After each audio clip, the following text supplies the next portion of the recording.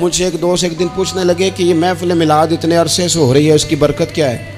میں نے کہا پڑھو نا، بلغ العلا بے بلغ العلا بے کشف الدجا بے حسنت جمیع صلو علیہ میں نے اسے کہا کہ ہو سکتا ہے آپ کو معنی نہ آتا ہو، لیکن یہ پڑھنے سے مزہ تو آتا ہے نا۔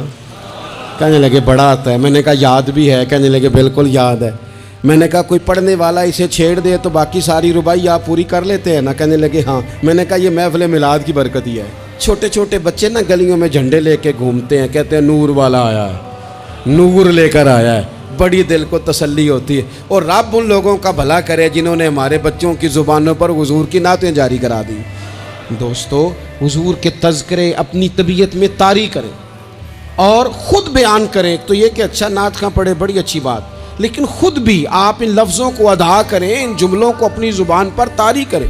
یہ مزہ دیں گی، یہ سرور دیں گی، اس سے ذائقہ نصیب ہوگا۔